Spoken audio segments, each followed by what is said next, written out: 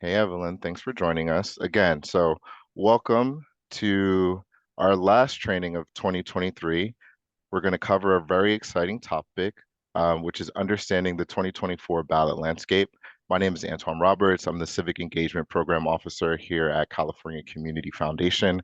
I'm really excited to be joined by our amazing panelists who are going to cover so many interesting topics for you all, really to help you understand the 2024 ballot landscape. What are the critical issues that folks need to be paying attention to? Help you understand how your organizations can leverage data to really promote civic engagement, help your organizations understand the key messages that you really need to be getting out into your communities. And then also we'll have the opportunity for folks to really understand, what the different opportunities look like as they pertain to advocacy, really helping folks understand what the advocacy landscape looks like and what their organizations are permitted to do. I think that this is a really valuable training. Maybe less than a week ago, I saw a very similar training being offered for cost. And this is, of course, being provided free for all of our grantees. And we'll also have the recording that we'll be able to share with you all to share out to your networks.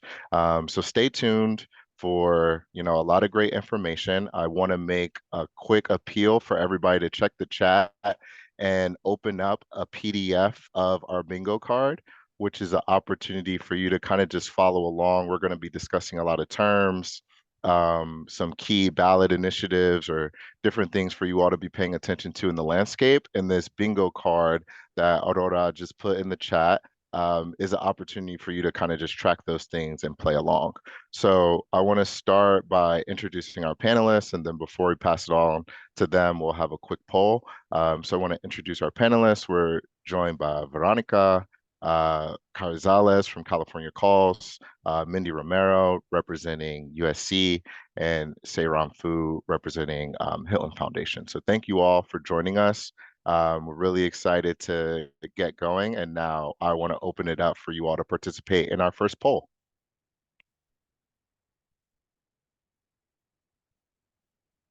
So this is our first poll. You should all see it on your screen. Um, and we really just kind of want to set a baseline. Rate your current understanding of the 2024 ballot landscape. Are you a novice, intermediate, advanced? Don't be shy. No shame in being a novice, right? Like that's really what we're here to do. We're here to help bridge the gap. It's good to see a lot of people are ranking themselves as, intermediate. That's good. Folks have some understanding. And hopefully by the end of this, the folks who are ones will at least feel more like a 3 or 4. And the folks who are at the 3, which it seems like a lot of you all will feel more around like a 4 or 5. So that's great.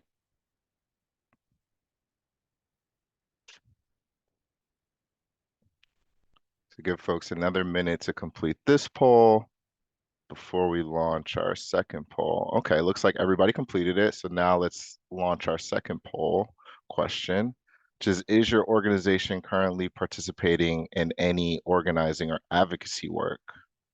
So it's looking like overwhelmingly folks are saying yes. 77% of you all are saying yes. So CCF and our partners at Liberty Hill, California Wellness, the United Way, and Weingart, we definitely want to know about that work. We want to find out how we can support you and how we can, foster more collaboration in this space as we work towards, the elections in 2024.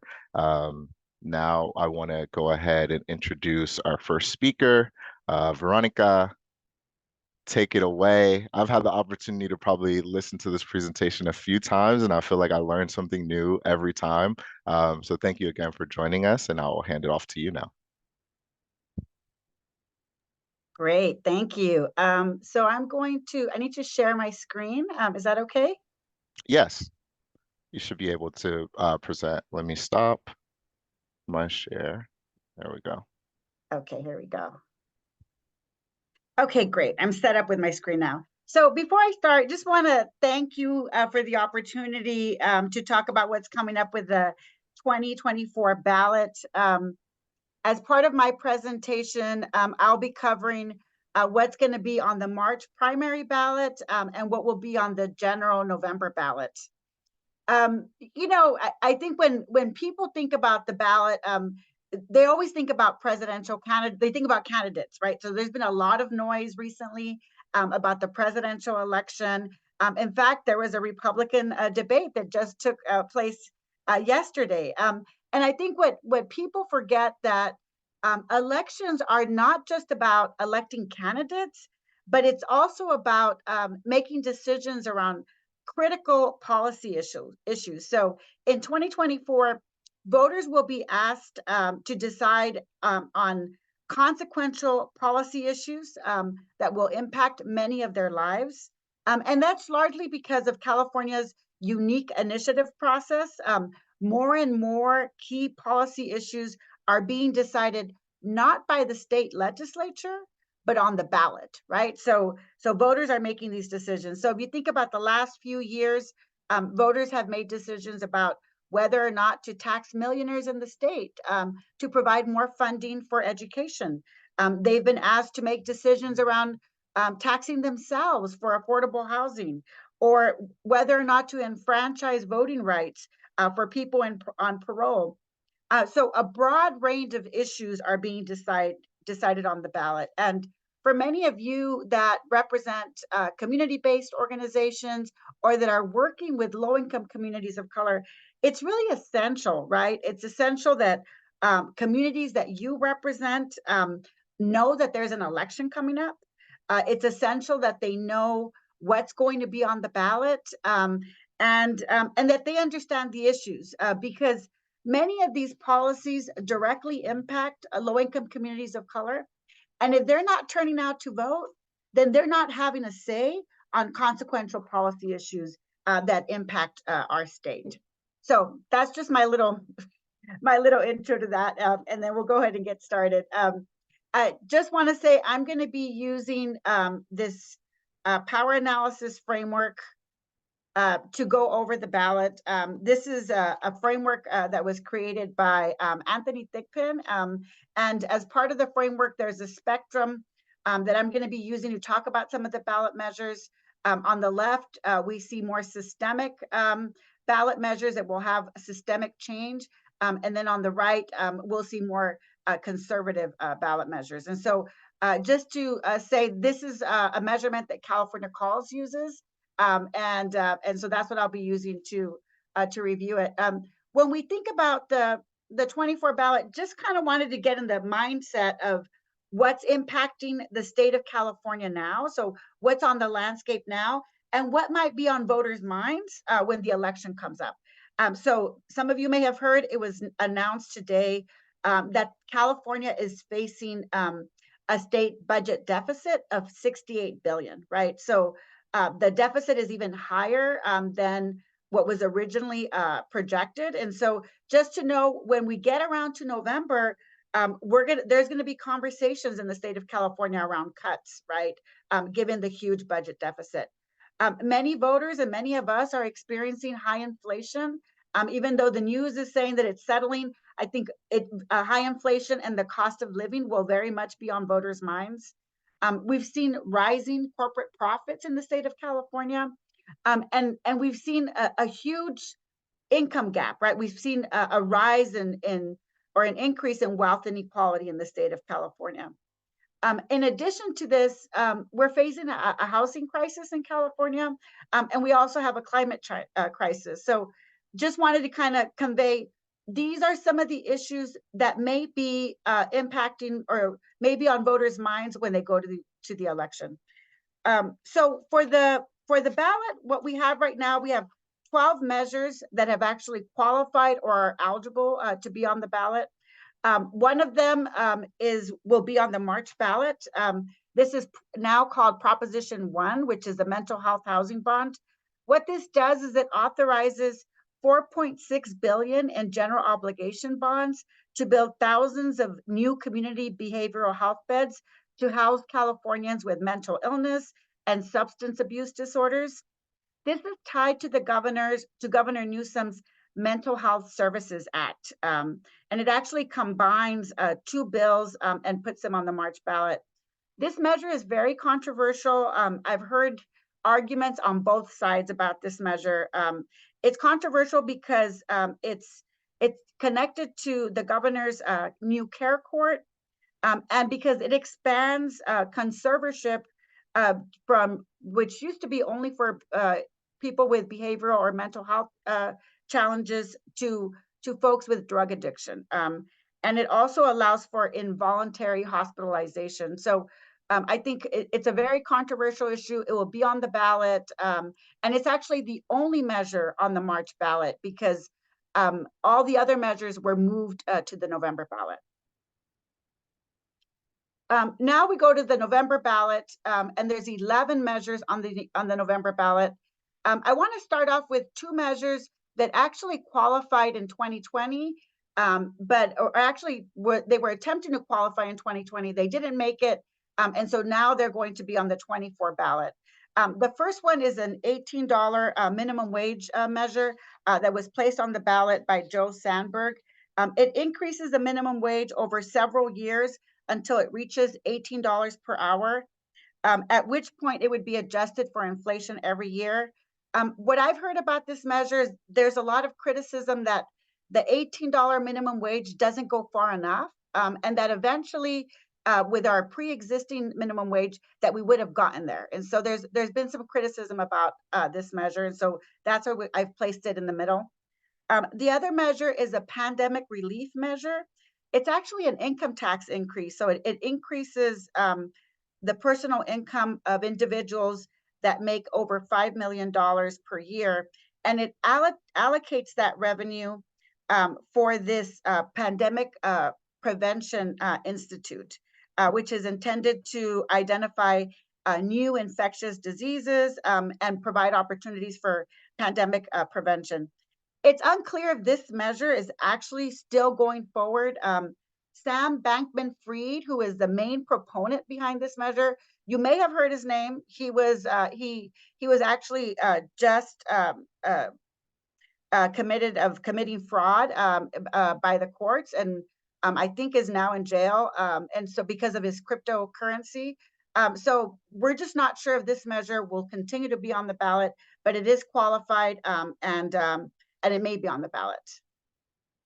Now I want to talk about what we're seeing as corporate interest attacks. And so the November ballot has three measures which are direct attacks on our ability to raise revenue and direct attacks around protections for low-income communities and low-wage workers. The first measure is the Taxpayer Protection Act.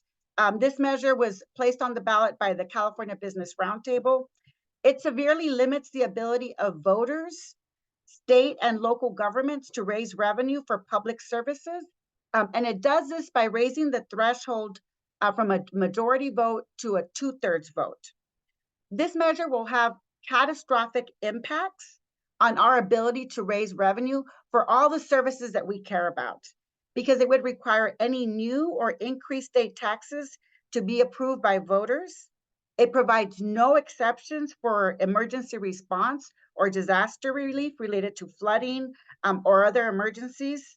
It cements the 2/3 vote requirement for local measures.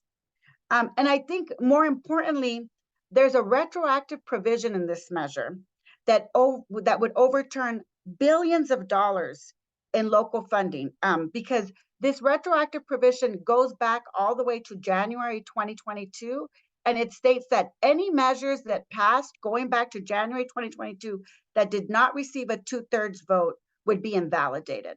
So in Los Angeles, if you guys remember, we passed the ULA measure for affordable housing. That measure would be invalidated because of this measure, because of the Taxpayer Protection Act. So when I talk about this measure, I like to describe this measure as endgame for us. If this measure passes, it's endgame in our ability to be able to raise revenue, and will have huge negative impacts on our communities. The other measure I want to talk about is the oil drilling referendum.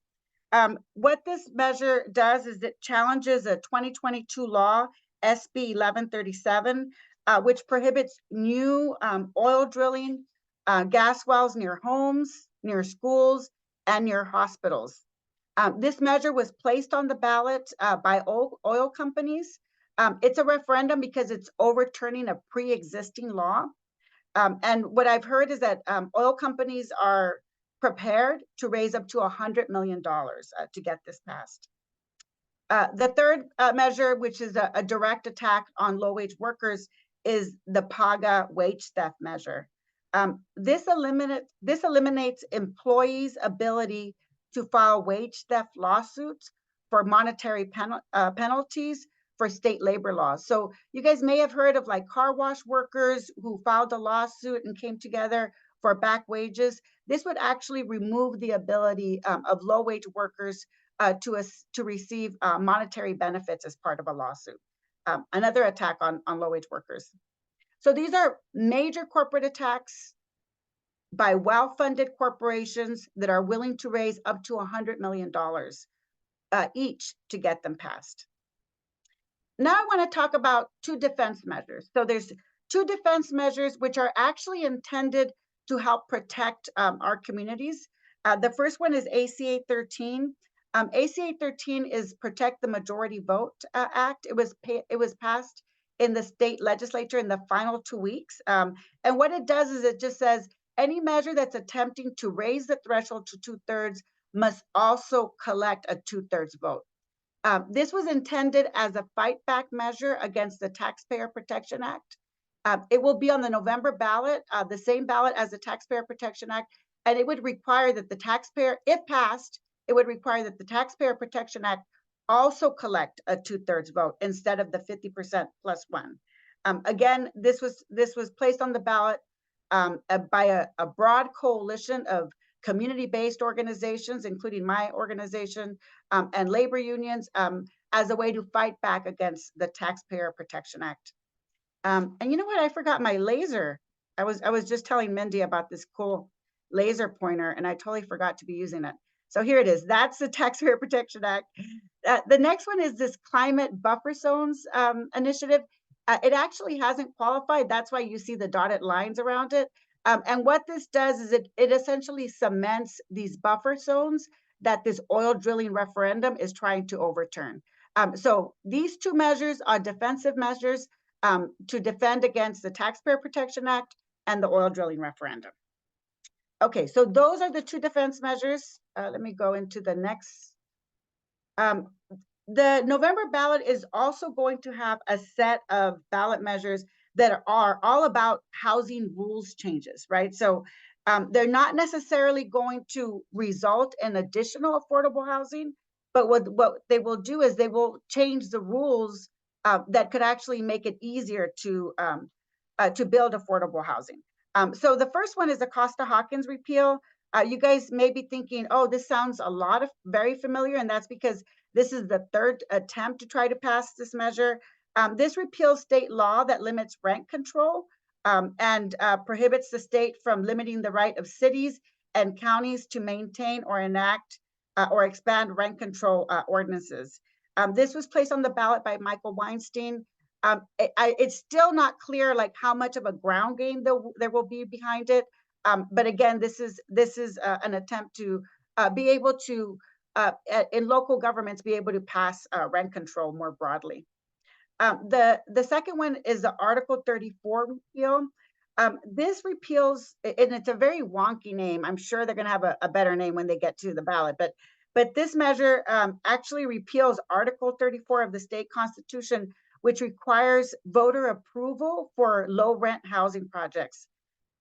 This was actually placed on the ballot by NIMBY groups. I'm sorry, the Article 34 originally passed because it was a law passed by NIMBY forces, right? That didn't want to see affordable housing in their communities. And so this would repeal that so that you no longer have to go to the ballot to be able to do affordable housing in communities. It was placed on the ballot by Senator Wiener. It's not clear if there's a huge coalition behind it, but you know, there's a lot of talk that this is a necessary provision that should be passed. And then the third one that I think does have a major coalition behind it is a majority vote for housing bonds. And what this does is it reduces the vote for general obligation bonds from a 2/3 vote to a majority vote so that we can build more affordable housing in the state of California. And the reason this is important is because from 2001 to 2013, 2,200 local revenue measures were passed in California. Of those measures, 4 out of 5 of them that required a majority vote passed. But for measures that required a 2/3 vote, less than half of them passed. And so it's critical to reduce the threshold so that we can then build more affordable housing in the state. There's a broad coalition that's behind this measure that includes housing groups, many community-based organizations, and labor that are behind this measure. Okay, now what's left is the civil rights measure, Proposition 8 removal. And again, this one we don't have a name yet, but what it does is it repeals the current definition of marriage in the state constitution, and it replaces it with a new definition, which essentially declares the right to marry to be a fundamental right instead of the current language, which specifically specifies the right to marriage between a man and a woman. So it's broadening the language and just making this a fundamental right.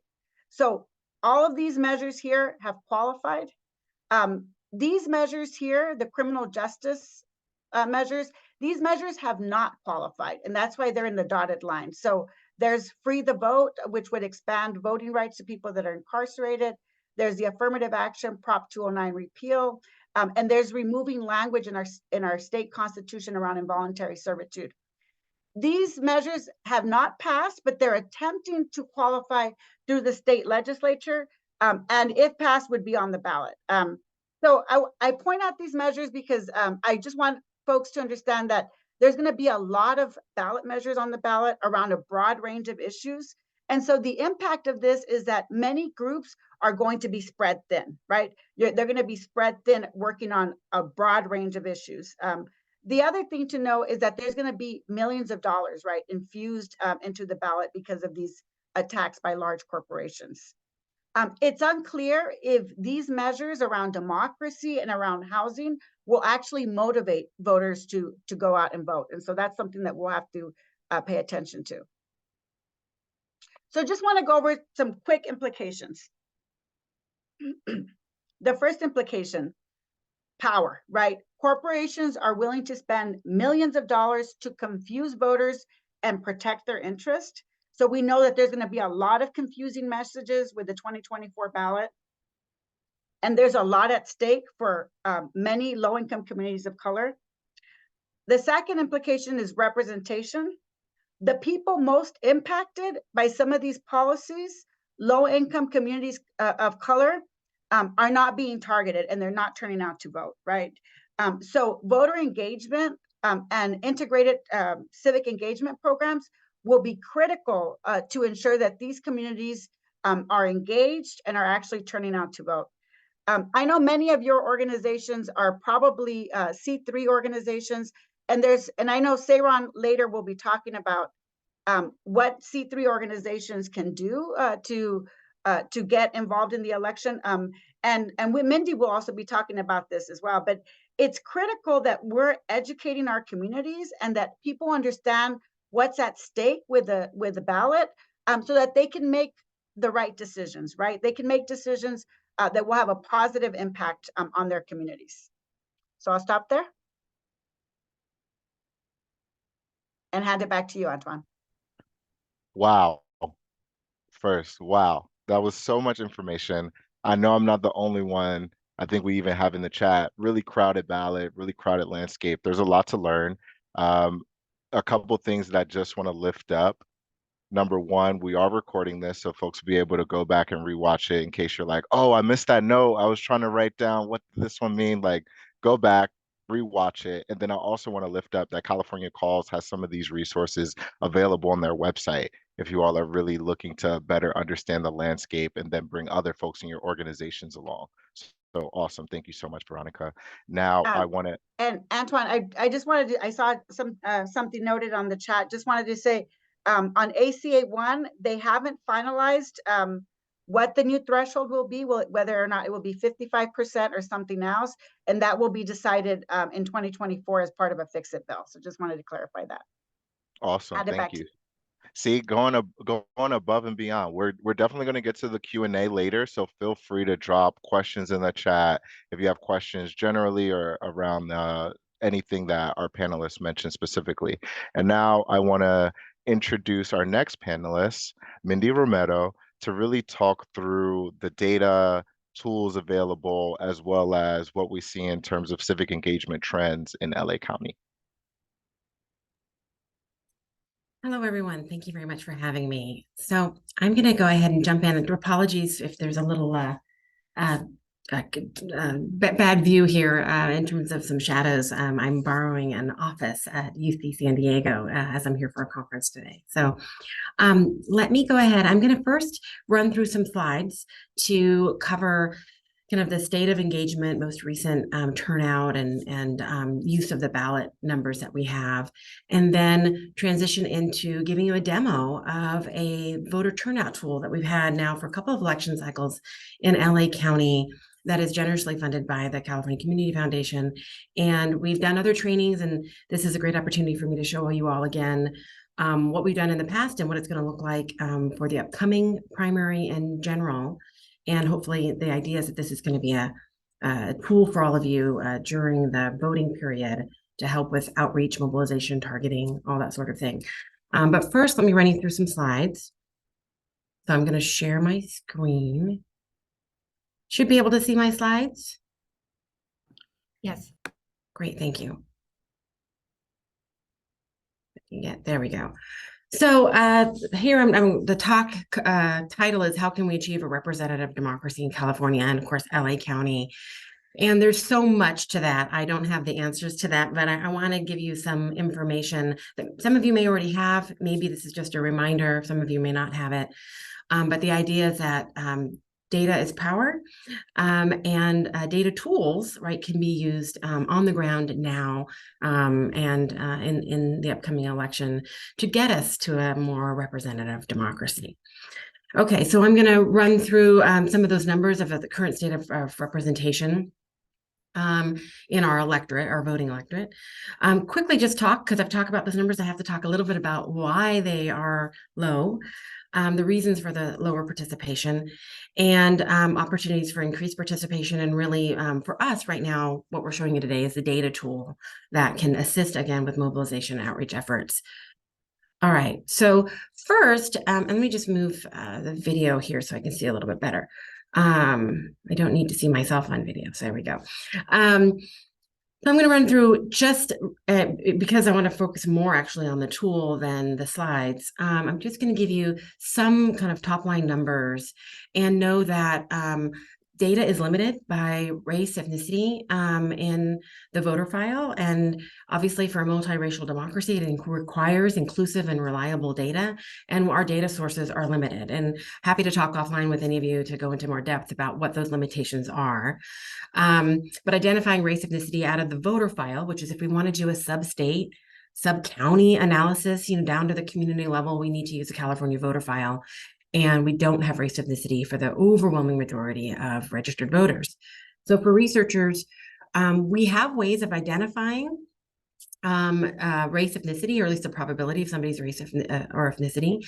Generally, that's used, in a nutshell, the approach is using surname matching and geocoding using census neighborhood data. There are limitations. It is considered to be fairly reliable for Latinos and Asian Americans, although with some caveats, and unreliable in California due to our population distribution for Black voters, and very much unreliable for Indigenous voters, for instance, or other groups, Asian American subgroups and so forth. So it just means that when we present data by race ethnicity, if we want to be responsible and be careful with that data presentation, there's limitations. So I just want to make sure you all know that. But for today, for race, I'm gonna go ahead and talk about Latino and Asian American, and then the total population. So if we talk about turnout, we have to talk about registration rates. And of course, that is the percentage of those who are eligible to register to vote who are actually registered, so adult citizens. And in California, we have had in the last few years a pretty high registration rate. As of the last time, a few months ago, that we calculated this with our data, we were 83% registration rate in California. But for Latinos, it's 70%, Asian Americans, almost just shy of 72%. We look at LA County has a higher registration rate than the state as a whole, if you didn't know, 87.9%. But again, much lower for Latinos and Asian Americans at 76 and 69. These differences, while registration overall has increased in the state over the last few years, the gaps by race, ethnicity, and if I showed you age, the same thing, gaps have remained, although they have narrowed a little bit for age. They've stayed fairly consistent, at least no big changes by race. So everybody's kind of increasing their registration, but we still see these gaps remain and not really much of a change in the story of the size of the gaps between Latino, Asian American, and the overall population. There's two ways to measure turnout. And if you all are using data, hopefully you are, to target and to understand your communities, there's two ways that you usually will hear about it, right? Registered voter turnout, which is what you will get from like the registrar's office. That's the percent of those who are registered to vote who are actually voting. The denominator is those who are registered. And eligible voter turnout, which is the percentage of those who are eligible to vote, whether they're registered or not, who are voting. And you can see just in the 2022 general election, the most recent one, registered voter turnout was almost 51%. Eligible voter turnout was 42%, lower because you have a bigger pie, right? A larger denominator. We always caution or advise that whenever you can, to use eligible voter turnout for lots of reasons, but if for no other reason, because there are disparities in registration rates, right, that I just showed you. So that means that if you're looking at registered voter turnout, you may be looking at a high registered voter turnout, but it's a small, actually, right, overall proportion of the community that's registered. So disparities in registration rate get kind of lost in that registered voter turnout numbers. And eligible voter turnout will tell you more about the capacity, the strength of voice in a community in terms of voting power, if that makes sense. Here's LA County. So overall, LA County, 43% registered voter turnout, eligible voter turnout, 38%. Yes, that is lower than the state. That's not a surprise. And that is pretty consistent for a very long time in LA County. Everyone declined from the most recent comparable election, which was 2018 midterm general election. The state as a whole declined by about 5 percentage points. LA County declined by about 8 percentage points. If we're talking about, again, 2018 general to 2022 general. And here we're looking again at the 2022 numbers. The eligible voter turnout rate, I just highlighted it there for you, 38%. And yes, that means that LA County is 45th out of 58 counties. There has been movement, particularly around the Latino vote in the last few election cycles. There are definitely some positives here that we could be talking about. I'm just giving you, again, kind of top line numbers just to say that obviously there's still a lot of work to be done, which I know Veronica alluded to earlier, right, in terms of the low turnout.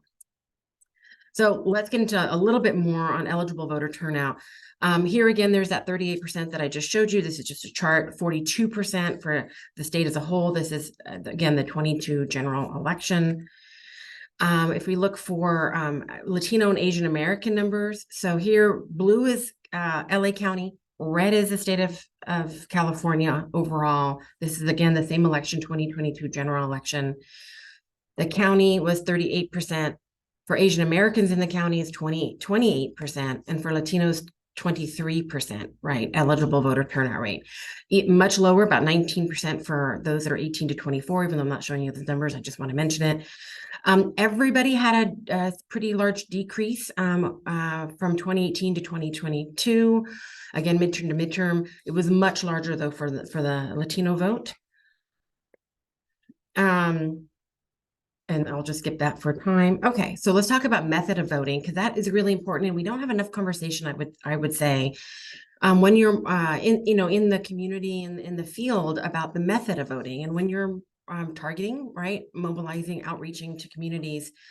I'm sure many of you on the ground know that the method of how you think people are going to vote or what the information that you're going to share with them and what you're going to suggest to them in terms of the method of voting, right? Whether it's vote by mail, drop off, drop box, in person, really can matter in terms of, in the end, whether they vote sometimes even. So there are some differences to California, from California to LA County, that are important. LA County has always had a larger vote by mail rate. And that, generally speaking, and that is important. But now these are kind of current numbers. And so if we just look at the right, in the 2022 general election, 12% of everybody that cast a ballot in person. That's that green bar. 40% of everybody who cast a ballot used the mail, right? Sent through the mail. Another 16.9% dropped it off at a staffed location. So that is somebody there. And often that's because people want to, are worried about security, or they want to ask a question, or whatever it might be. And then the blue is 30.7%. That's everybody that cast a ballot. 30.7% of them dropped off.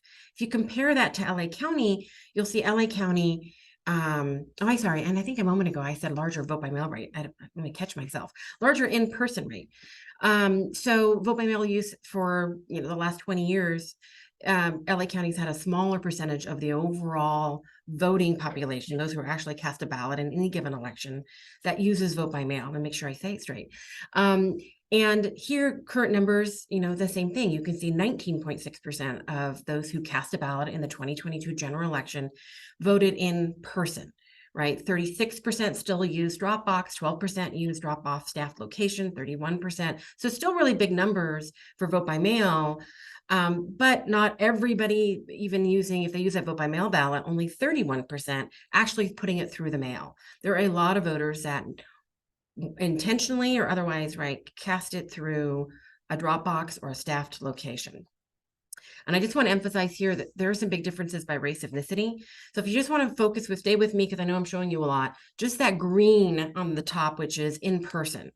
Okay, so on the left are the 3 bars that are LA County.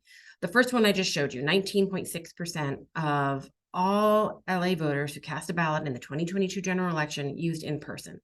For Asian American, it was less. It was 14.6%. For Latino, it was more, 22.7%. So not only does LA County has always had a larger percent of their voters using in person, now just more people are using vote by mail overall, but still larger compared to the state, right, that are in person. They've had a larger, as a county, had a larger percentage of the Latino population also that use vote by mail.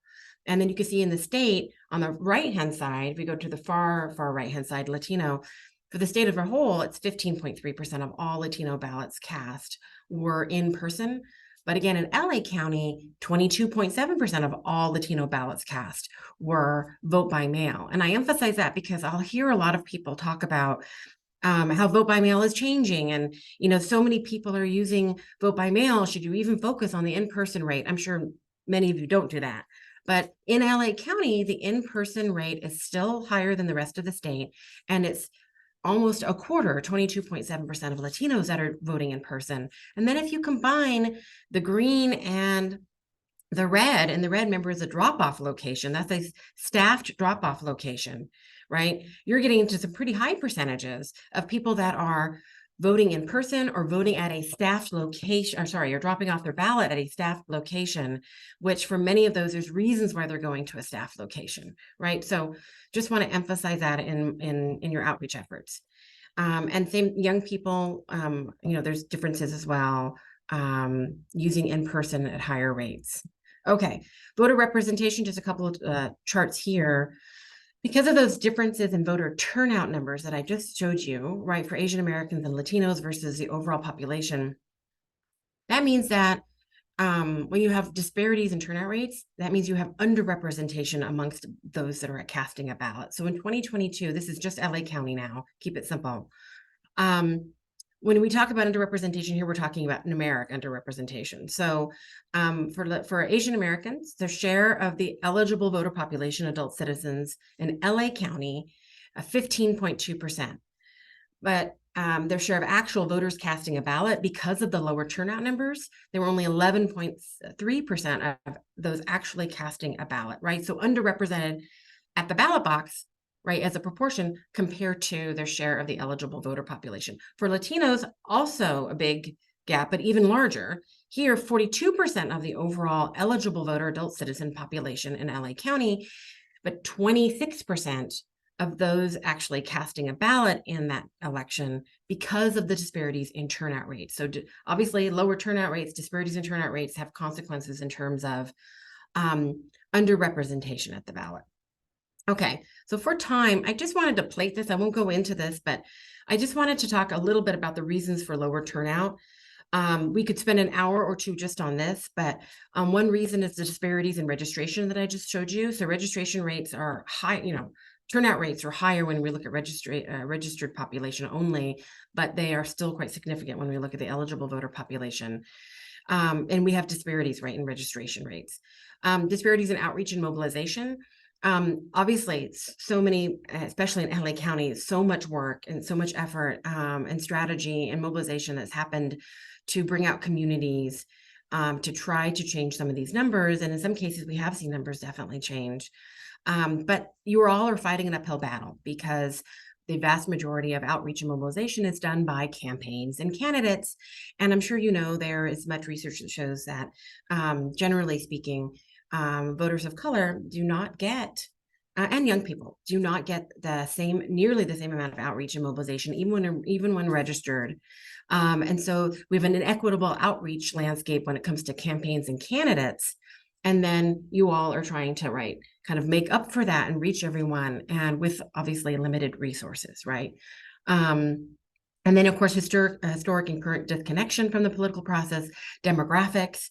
Often communities of colors, particularly Latinos, will find themselves in multiple categories that predict low turnout, like low income, young, renter, and so forth. And then just emphasizing turnout is even lower in the primaries, which I didn't talk about.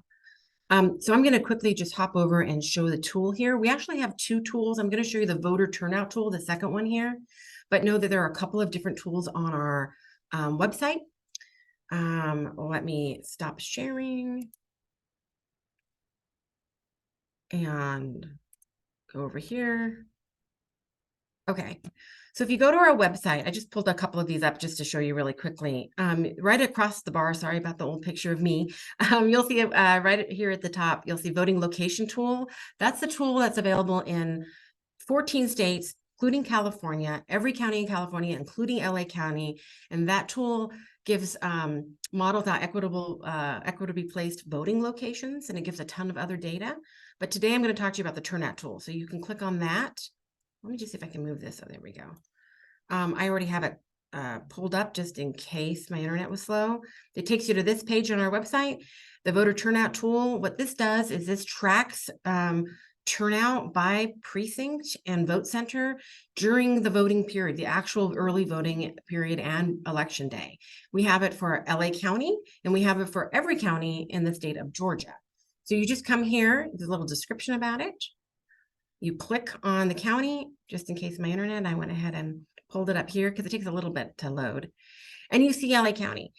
Now, don't look at the map too much real quick. Just on the left-hand side, what we're doing here is, again, we have a partnership with the LA County Registrar, who's been a great partner in this.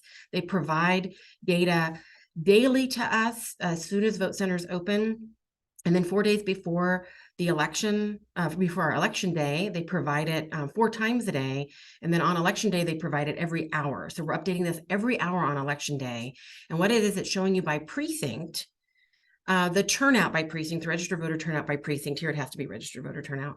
And you can see, we adjust the legend, right, to make sense based on how early it is in the returns. But you can see across the county by precinct, which precincts are turning out at higher rates than other precincts. Which ones already have a larger share of their registered voters on the voter rolls, right, that have turned out, which ones don't have as many. So as you go through that early voting period, as you're targeting, mobilizing in a nonpartisan way, you can know, like, oh gosh, these neighborhoods, right, these precincts have really, really low turnout. Maybe we want to give them extra targeting, something like that. What I'm showing you here is just turnout for the whole county. This is obviously the conclusion of the 2022 general election. And you can see a pattern that probably is pretty familiar for all of you.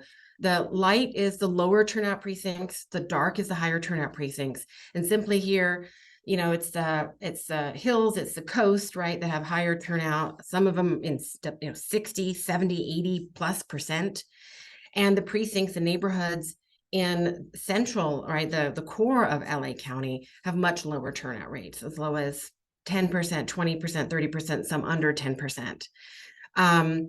But again, we update this every day and hourly through the voting period on election day, and then leave it here for people to see, to learn from, talk to media, right, and emphasize with them that if they talk about turnout, that they talk about the differences across neighborhoods. You can click over here on the 2020 general election ballot if you want to go back to the 2020 election and see the difference, right, in a presidential year. Maybe that's what you want to compare. If you want to plan early before the numbers, we will flip the switch and start over on the 2024 primary and have a blank slate, but you'll always have the previous elections to look back. And maybe before the primary, you might want to look at one of these elections, right, to start planning and strategizing if this is helpful information for you. I'm just going to go right back to the 2020. And then what we've also done is we added a vote center layer, again, data that was generously provided by the county in real time, updating how many people are actually voting at all of the vote centers in LA County. So again, we have turnout by precinct. And then here it's just vote centers, right? And you can click on any of these. The larger the size of the image, the icon, means it has more voters that are going through that vote center that have voted. But you can click on any one of these and get information, because maybe you see two that are the same size, but one only has 5 machines and one has 15 machines. So we provide that, the number of e-poll books, the number of ballot marking devices, how many people have voted, the actual address, the name of the center, so there's no kind of misunderstanding. And you can decide for yourselves in terms of, do you want to direct voters there? Do you want to do some sort of outreach or mobilization based on these data? Again, they get updated every day and then hourly. Those numbers that you see here in green and yellow are simply because there's more vote centers under them, right? This gets really detailed down to the neighborhood level on everything. So you can go this vote center on this corner, and how's it looking today, right? What does turnout look like? And then over here, I just want to emphasize that we don't just give you registered voter turnout for this green and yellow layer, but we also break it out by the method. So if it's vote by mail, if it's drop box, if it's in person, if it's drop off, right? That's why I showed you those slides earlier to emphasize the differences, right? By method. Well, within LA County, there's a lot of differences by neighborhood. Some neighborhoods are more in-person voting. Some neighborhoods are less in-person voting, or more drop off, or more drop box. And so again, maybe learning from, if it's helpful for you, the previous elections, or at least tracking it in real time in future elections, you can see not only who's turning out, but again, it's all vote by mail right now, right? Or it's all drop off, very little in person. And that's a high in person, right? Neighborhood normally, or precinct normally, or the numbers might be reversed. So we give you the county level data here on the top, and then on the bottom under precinct, we give you the actual precinct numbers. Everything's right here. Plus, again, it's visualized for you. You can look at it by map. You can look at it by satellite. Underneath that, you can type in an address and go straight to the address. And the last thing, and I think I might be running over, my apologies if I am, we also provide dozens of data, different types of data beyond just this turnout and vote center numbers. So you can come down here and you might want to look at the history of turnout in this community beyond what the map, right, shows.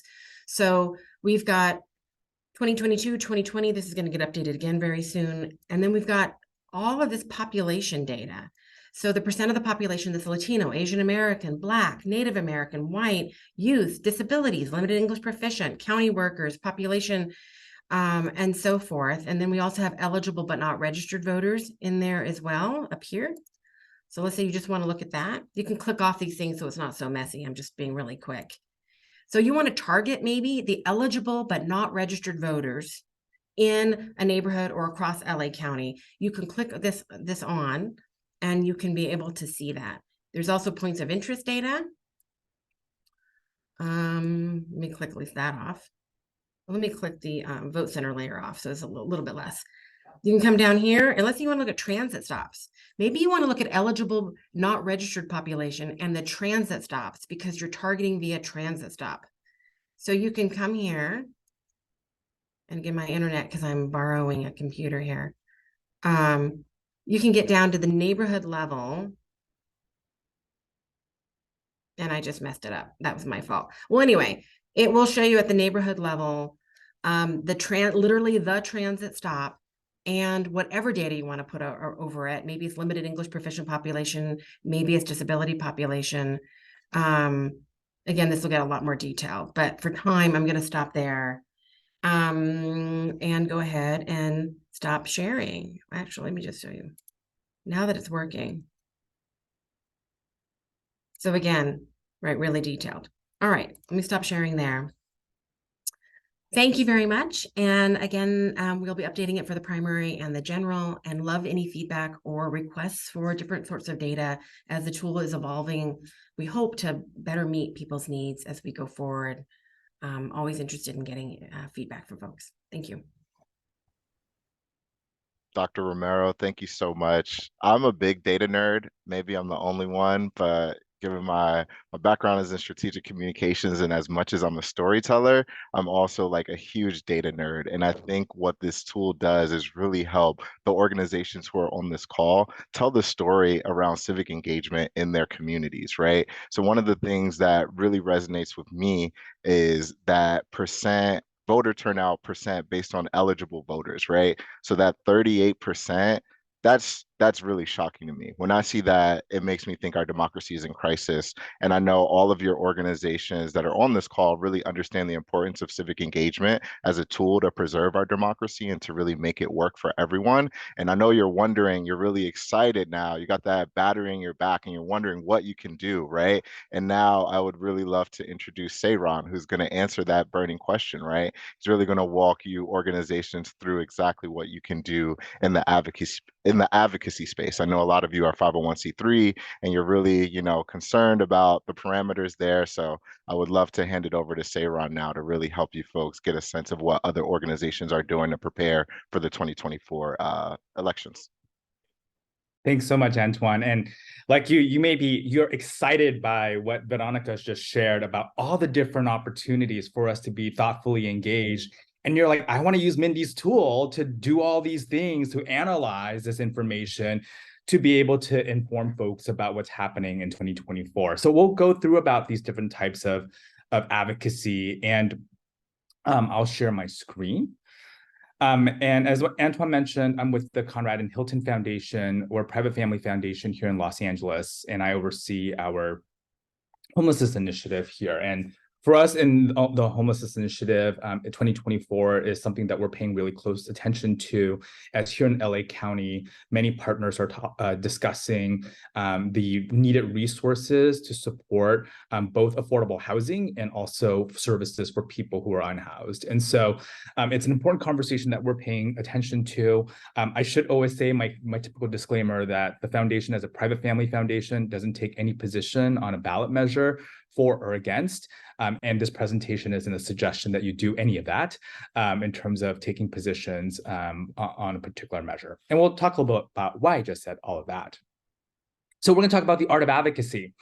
And nothing is more exciting than IRS rules. So we're going to talk about IRS with a Barbie lens, and hope that we'll make this as interesting as possible when we talk about the different regulations when we do this.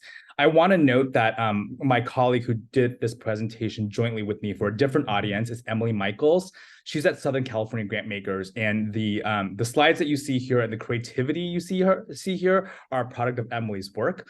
I'm happy to share her contact information as well. But we did this presentation earlier this year. And I wanted to make sure, since she's not here today, that I appropriately credit her for her creativity.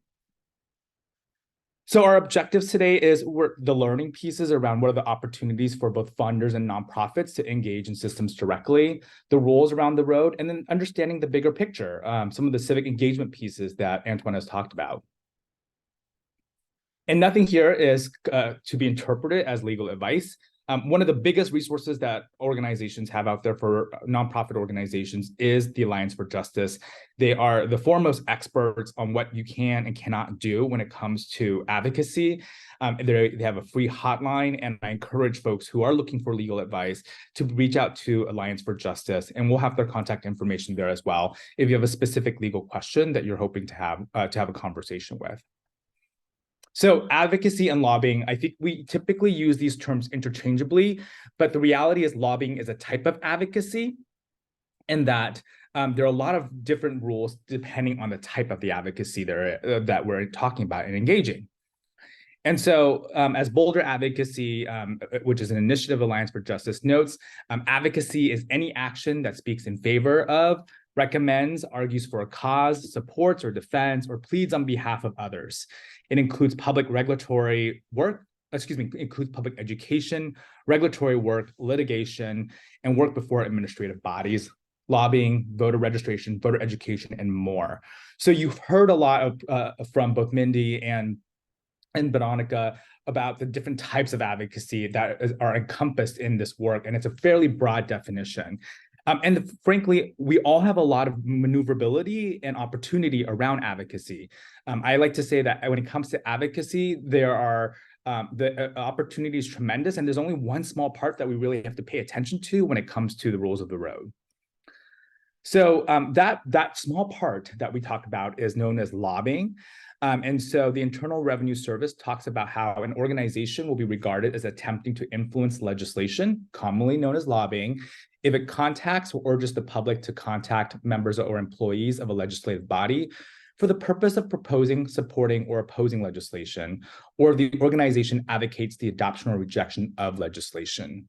We'll dive a little bit more deeply about what this looks like and when this occurs, but I will say at the top that when it comes to ballot measure work in 2024, ballot measures are considered legislation. The ballot measure itself is considered the legislation, and the legislators are considered the voting public. And so that's a unique feature of direct democracy here in California and several other states that have ballot initiatives. And I'll chat a little bit more about what this looks like and the immense opportunity that many organizations here on this call have to do that. So the types of advocacy really it really depends on who we are. So there are 3 different types of organizations here among many. And so we're going to focus today on the C3 piece around for charitable purposes. I will talk a little bit about C4 at the very end for organizations who have a C4 or might be thinking about creating a C4 and are looking for opportunities for foundation support, and talk about how you can talk to your partners at a foundation about C4 support as well. So as I mentioned, you have immense opportunity to be able to engage in advocacy activities, and the IRS really only gets involved when we talk about lobbying. So everything else from policy maker education, the administrative advocacy piece, litigation work that comes after a ballot measure is passed or doesn't pass, all those are activities that the IRS doesn't really ask a lot about, and they don't ask you to report much of it. The only part that the IRS really is interested in looking at your Form 990 is the lobbying piece. And so we'll talk through a little bit about what this looks like. So I mentioned these 3 activities are largely separated into these 3 categories, and they frankly reflect our civic system. They reflect our 3 branches of government. Administrative is focused on any agency, executive agency, so local housing department here in Los Angeles or in San Francisco or in Fresno, the U.S. Health Agency, the Health and Human Services Agency, anything that falls under an executive, a mayor, the president, the governor. The second piece reflects our judicial branch, litigation. So any activity that results in a lawsuit that brings before a constitutional question or brings before the relevance of a ballot measure or law, a question of law is a litigation effort. And then of course, the last piece is legislative. So anything that is related to a city council, a board of supervisors, state legislature, Congress, or a ballot measure. So for an administrative advocacy piece, I talked about how it's focused on executive agencies, and here are some examples. And the types of executive agencies. An example here is that if LA City Council passes a key land use policy, land use rule change to build more housing.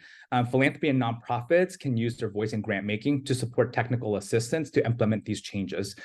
So an example of that, I know we have some partners from SCAMP here. SCAMP has been very involved with the LA Housing Department to talk about implementation of many of the different rules that the City Council and the mayor have adopted through the executive directives, and helping the LA Housing Department craft rules that meet the spirit of the laws that are passed, and oftentimes suggesting back that the rules that they're attempting to create will actually do more harm than good. And all types of foundations can support this. So if you ever hear from a funding partner that you can't do this, you absolutely can. And all types of nonprofits certainly can do this as well. On the litigation advocacy piece, foundations have participated unfunded organizations to enforce existing law. An example of this is the National Health Law Program, which is a national nonprofit, but with an LA office. They've effectively used the legal system here in California to require that the county provides critical health supports for young people who are involved with the child welfare system. Both foundations and nonprofits can also submit amicus briefs to an appellate or U.S. Supreme Court on a question of law.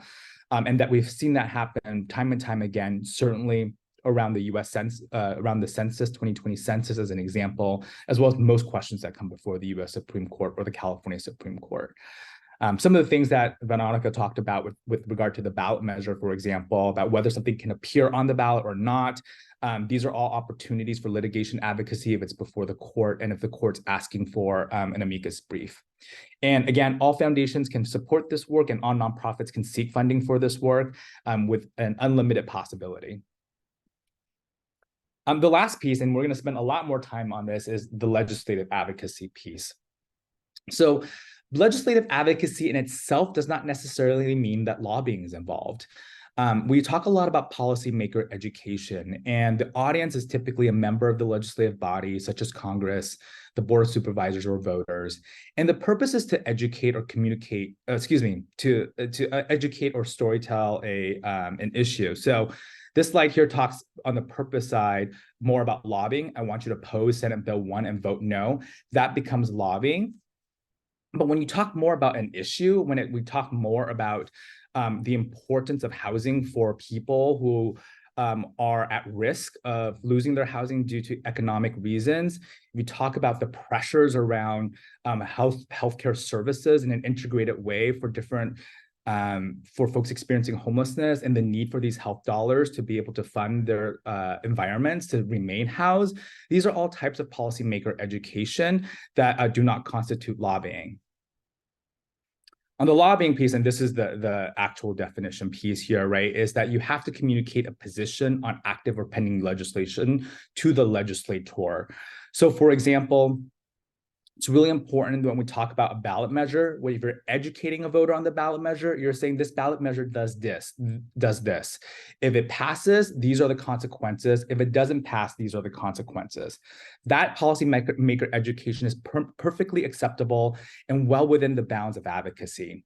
But once you get into the role of saying, I want you to pass or support this ballot measure, or I want you to oppose this ballot measure and vote yes or no on this, that becomes a lobbying activity. And that becomes an activity that you have to consider when you're thinking about meeting the IRS rules around that.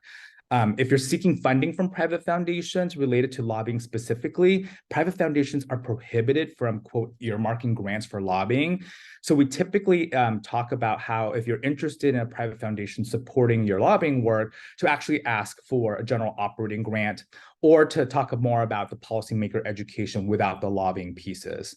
Organizations like the California Community Foundation, for example, a United Way of Greater Los Angeles, and some of the other public foundations, Liberty Hill Foundation, these public foundations can support lobbying work more explicitly, and they don't have any restrictions. So the bottom line is, when you're talking to your funding partner, foundations absolutely can fund and engage directly in many of the activities to contribute to systems change and to talk about the issues we mentioned earlier. And anytime that you hear any hesitancy about it, it tends to be about the rules around tracking and around the type of paperwork, or frankly, around the foundation's internal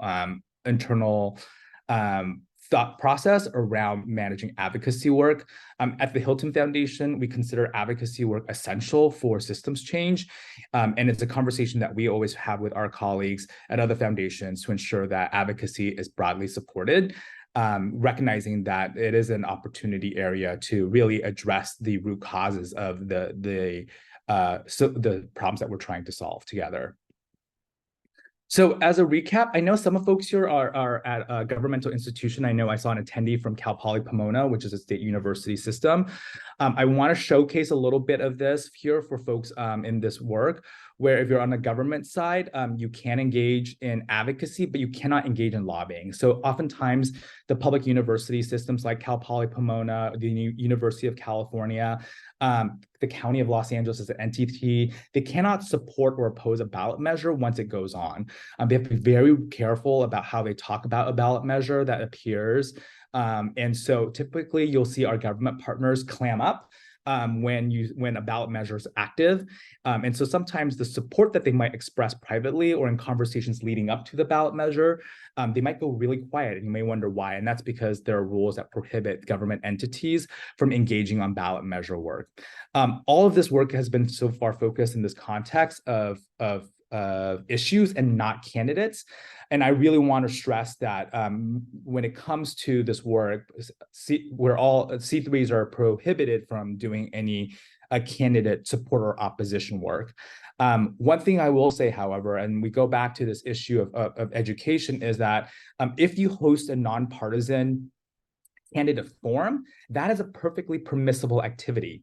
When you're not asking a person to, when you're not endorsing a candidate, or you're not, or you're inviting all the folks who appear on the ballot with some guidelines that are fair and equitable, these types of nonpartisan candidate forums are educational in nature and perfectly acceptable and can be funded by both private and public foundations for this effort. So I recall in a past life when I was on the advocacy side, the United Way of Greater Los Angeles and Southern California grant makers organized a supervisorial candidate forum for supervisorial district 2.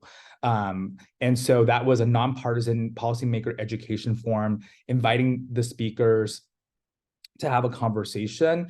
We didn't endorse, we did not oppose the candidates, and we shared, and all the candidates had access to the issues we're going to talk about in a fair way. And that was a perfectly acceptable activity and was funded by both private and public foundations. So you might be thinking about all these 3 components and saying, great, I'm so excited to do all this work, to use this tool, but I'm at capacity. We already have folks working on all these issues. We need support from our philanthropic partners. How do I talk to them about this? How do we do this work? And I encourage you to return to this framework around the different types of advocacy activities and the different types of opportunities that a person might have.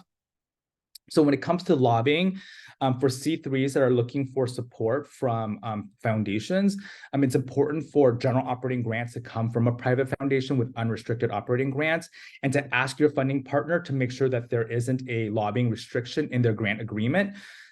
Even sometimes we'll have foundations who say they provide unrestricted operating grants, but it turns out their grant agreement actually prohibits lobbying.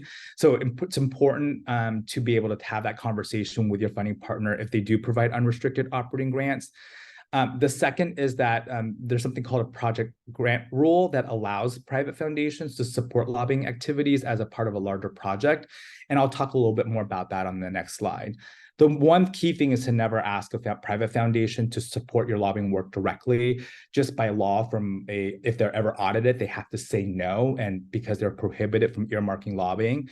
But they are allowed to fund the various education activities, and as I mentioned, can provide unrestricted operating grants because they believe in the mission of the organization.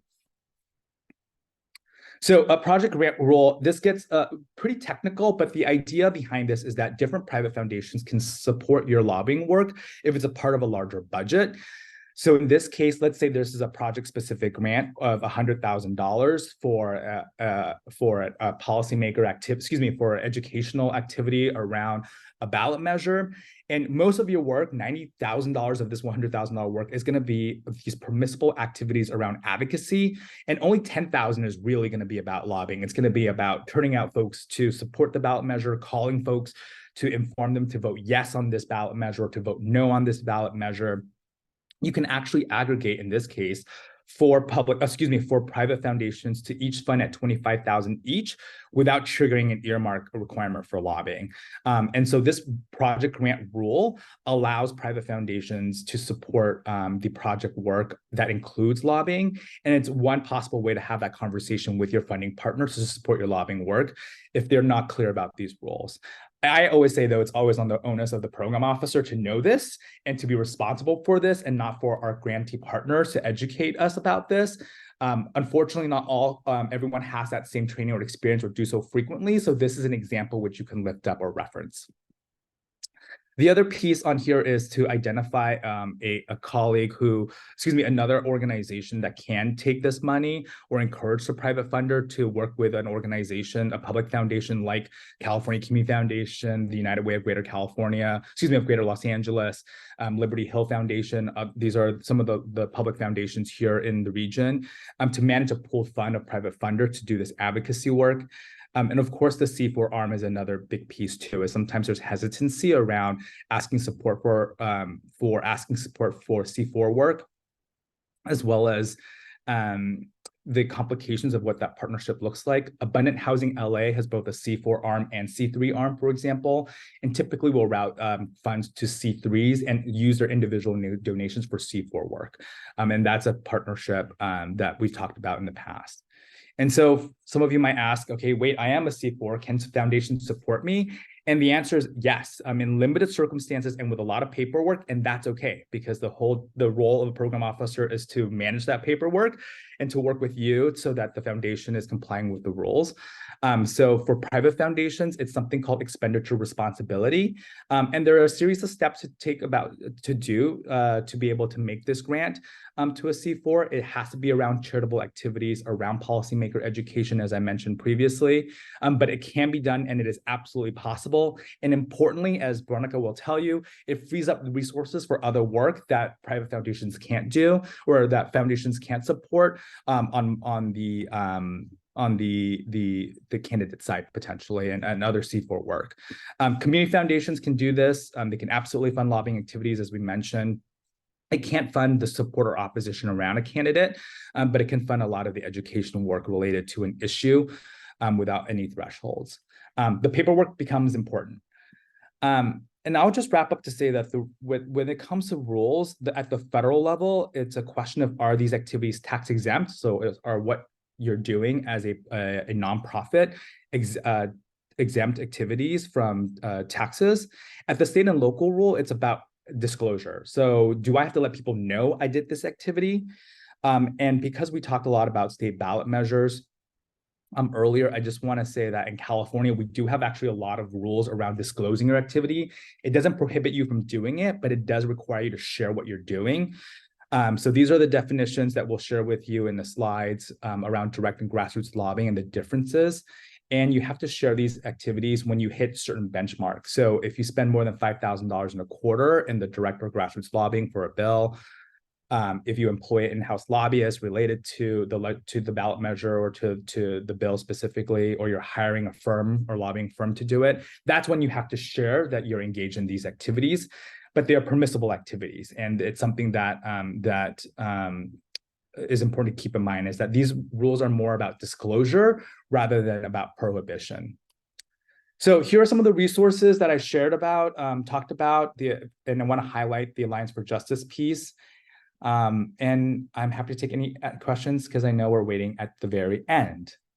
So I will stop my share and turn it back over to you, Antoine. Thank you, Seyran. And I want to first just give a big thanks to all of our panelists, Veronica, Seyran, Mindy.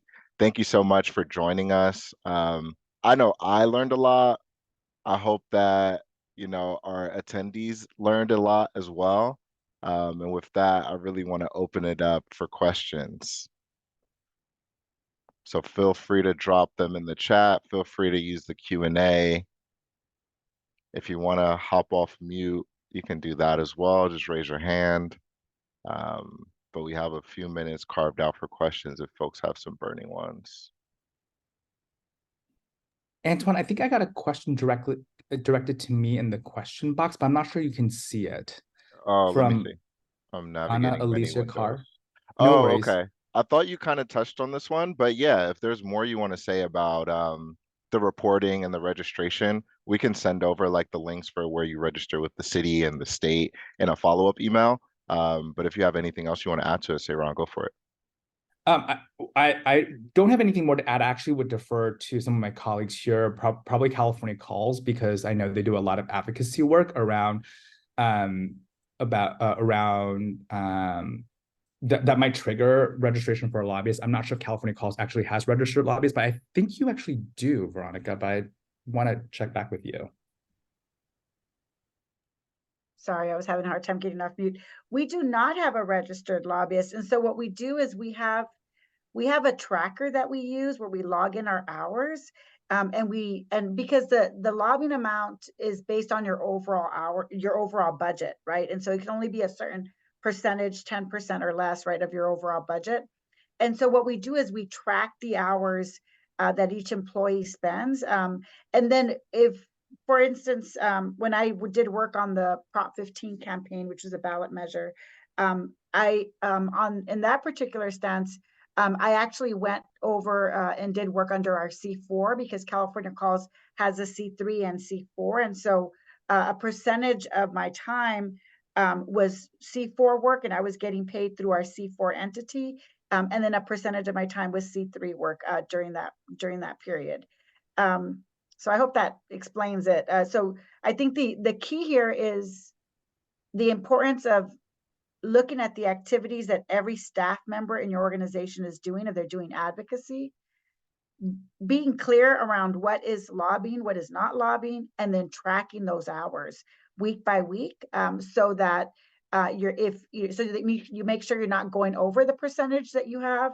And then if you know you will be going over because you have a staff person that's going to be working on a local measure or something, then if you have a C4, that you move them to work on the C4 and they get funded through the C4. Thanks for letting me ask you that question and for incorrectly thinking that you'll have a lobbyist. The piece that I want to highlight from what Veronica just said is that around tracking your hours and for lobbying specifically, the IRS has two types of tests, if you will, for a lobbying limit for a C3 organization. The first is something called an insubstantial test, which is not very helpful because what is insubstantial? What does that actually mean? Typically, when we talk about insubstantial tests, one would say it's about 2 to 3, maybe up to 5% of your operating budget as considered insubstantial that you can do in terms of lobbying activities. If you expect to go beyond that, we encourage, and folks in the Alliance for Justice will typically encourage something called a 501H election. The 501H election is actually a more clear guidance on the type of lobbying on the amount of lobbying you can do. So the 501H election will allow smaller organizations to go up to 20% of your operating budget to engage in lobbying activities, tracking the time that Veronica just said. As your organization grows in size, that percentage cap decreases, recognizing that your overall budget has increased. So those are the areas around tracking and IRS exempt activities that are important. Separate and apart from the IRS piece is the disclosure. In this case, we're talking state ballot measures with the Secretary of State's office that the question was asking for. And so when you disclose and file a report to say, yes, our activities exceeded $5,000 of time for a certain individual, that's a disclosure activity, not an IRS activity, and that's to a different agency. So there's a lot of government involved in this, and there's a lot of opportunity. And I always say that these rules are meant to sometimes discourage us from actively participating. But when we together as a community learn about these rules, as Veronica started at the top, we are able to open democracy in a way that allows all of us to participate. Yeah, and just want to add, California Calls, we use Alliance for Justice. Like they're our go-to to just make sure, like, are we following the rules? Are we okay? What are the rules again? And we actually do a reminder pretty regularly with all of our anchors so that we all understand the rules. The other thing to note is that, and California Calls, we do civic engagement work year round. When we're talking to voters at the doors, what they're saying is that, we didn't even know there was an election coming up. We don't even know what's on the ballot. And so a lot of times why voters are not voting is because they don't understand the new voting reforms that have been passed. They don't know how to vote. They don't know if they should, they should vote by mail, where their ballot drop boxes, or where the vote center is at. And so there's still a lot of confusion in our communities around how to vote and where to vote. All that is C3. That's C3 work. Letting voters know how to vote, where to vote, providing education. That's C3 work. All of you guys can do it and should be doing it. Every organization should be doing that, because we want to make sure that we have a representative democracy and that our communities are engaged in determining the policy outcomes for our state. And the only way we can do that is that they understand what's on the ballot, right? And so just providing general basic education on what's coming up on the ballot, what are some of the issues, all of that is C3 work, and everyone should be doing it. That was well said. Before I start to close this out, I do want to just plug that given my role at CCF, I want to know what your organizations are planning regarding civic engagement. I want to know how CCF can support those efforts and how we can continue to convene resources and build coalitions around executing them. I also want to uplift this, I guess it's more of a comment from Matt Schwartz, highlighting the Affordable Housing Bond Act of 2024 and AB 1657. And I think one thing I'll share is every time I've seen Veronica do this presentation, the landscape is changing a little bit. And I think that really just speaks to how much transition that there is in this space, right? So there are a lot of things to track, and things are always shifting. So yes, I think it's really important for your organizations to really have like an advocacy plan and really be able to uplift the issues that align with your mission and are important to your communities, right? So with that, I really want to thank everyone for attending. Happy holidays. I want to also plug that we'll be sending out a short survey to really help to inform what next year's calendar of civic engagement trainings looks like. And I really hope to hear from all of you soon. So thank you so much. And again, we're recording this. You'll be able to watch the recap, and we'll send a follow-up email with some additional resources. So I want to send a big thanks to all of our panelists as well as all of our participants.